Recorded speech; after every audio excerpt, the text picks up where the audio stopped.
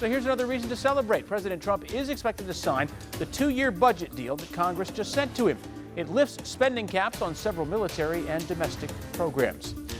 And then this, the granddaughter of Robert F. Kennedy has died. Tonight, Saoirse Kennedy Hill was found dead at the Kennedy family compound in Hyannis, Massachusetts. The New York Times reports she died of a drug overdose. Saoirse Kennedy Hill was 22 years old. The family's released a statement saying, "We will love her and miss her forever."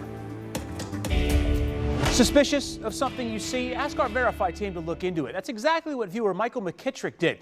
He says our area has seen a lot of rain recently, and he's noticed a lot of cars driving in the rain without their headlights on. So Michael asked us to verify. Is it the law to have your headlights on when your wipers are on here in the DMV? So our Verify team checked in with AAA for this question. DC law says headlights are required when visibility is less than 500 feet. They must be used a half hour after sunset and a half hour before sunrise. And headlights must be on when windshield wipers are on. Now in Maryland, headlights are required to be on when visibility is poor and when your wipers are used continuously. Lastly, in Virginia, lights have to be used from sunset to sunrise, also when wipers are in use. So bam, yeah, we verified. In D.C., Maryland, and Virginia, wipers on, headlights on, it is the law. Now, violating this could result in fines of $75 in D.C., up to $25 fine in Maryland, and a traffic citation, and it's up to the individual court to set the fine in Virginia. All right, have something you want verified? We shine the lights on that for you. Reach out to me directly with your questions. I'm on Facebook and Twitter, Adam Longo TV, Instagram as well. You can also send the Verify team an email at verify@WUSA9.com.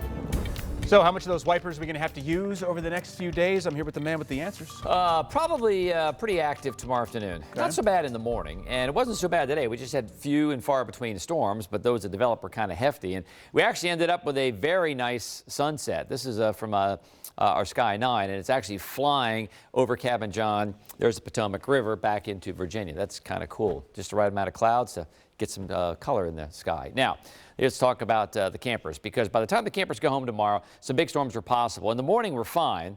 We're looking at temperatures in the 70s, but then 83 by 1 o'clock and then 84 by 4 o'clock, and we could have storms as early as 1 o'clock in the metro area. I think they're going to be a little more widespread after about 3, but still, they're going to be popping right around lunchtime.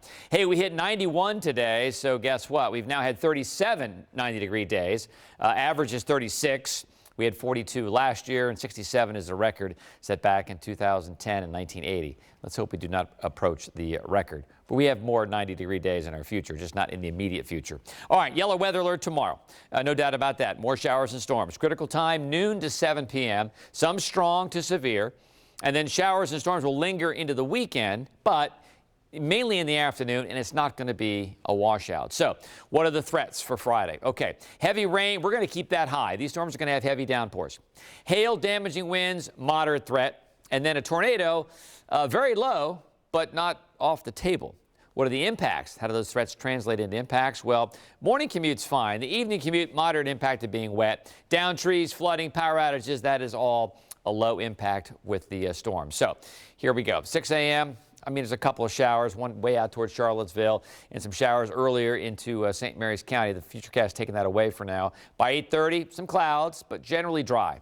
And then as soon as we get to 1 o'clock, some showers start firing to the west along I-81 and down to the south of I-64. And then they really propagate northward. I mean, by 3 o'clock, we have some heavy thunderstorms down toward Fredericksburg, and you see the orange and the reds. That's the heavy rain, that's the damaging winds, and even some hail. Temperatures in the low 80s, and then by 6 o'clock, some areas will be greatly impacted. Don't think everybody's going to have a storm. I think half of us are going to see a storm as we try to head home, maybe out 66, maybe even up to 70. Looks like it's going to be wet. And into date night, they kind of diminish, but still some leftover showers are possible. So the next 3 days, looking at yellow weather alert tomorrow, 88 on Saturday, 89 on Sunday, mainly afternoon storms. We're going to monitor those situations. They may not require a yellow weather alert. Monday probably will. A lot of showers and storms, and then heats up again. Near 90 on Tuesday, isolated storm on Wednesday, hot again on Thursday. Temperatures right back around 90. Darren's just back from Richmond. A lot of offensive things there in Richmond, but none more offensive than what we saw at Redskins training camp. Oh, the Cowboys flag. Yeah, right, yeah. If you forgot, yeah, the Cowboys flag was right outside the Redskins training